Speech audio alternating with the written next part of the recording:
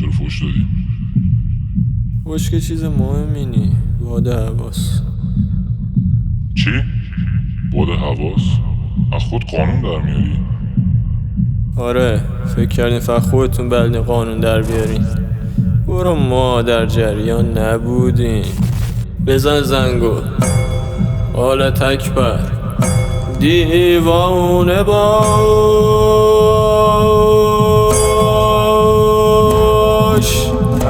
دیوانه باش که عاقلی دیوانگیست.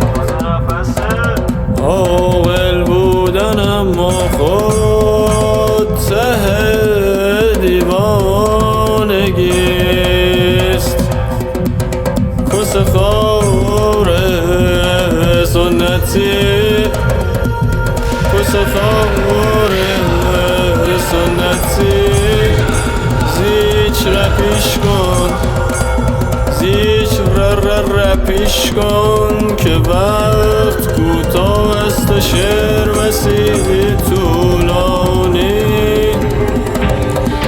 ای وای بر من، ای وای بر من که قرار است بپاشم چه توفانی.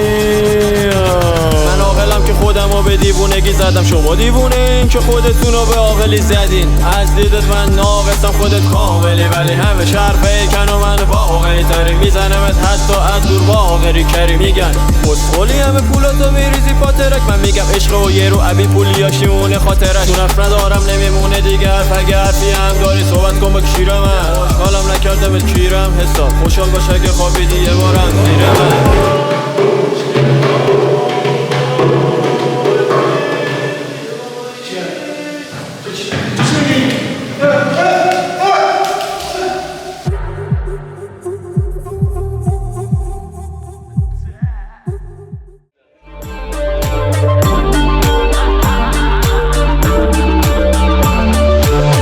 کسخل به من نگو کسخل، من خودم به کسخلی زدم.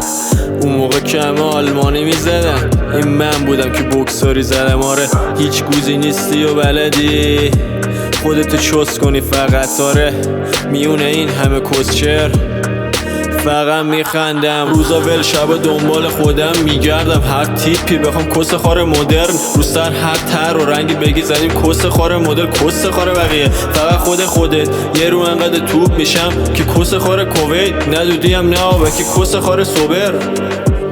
هه هه هه هه. کیرم تو عشق، کیرم تو رل، کیرم تو ارس، کیرم تو هر سرم تقه ممون تاسه. کیرم تو جل، من واقعیم کیرم تو جس. اصلا دست چک ندارم ولی کیرم تو چک. تو با یه خار کسته تر خودتی یا به من چی آخه؟ کس خار جفتتون تکبر به فکر لحظه هاشه. زیادی رو مخبری میره دست به ماشه. صبح مخت رو میز تیلیت کله باشه.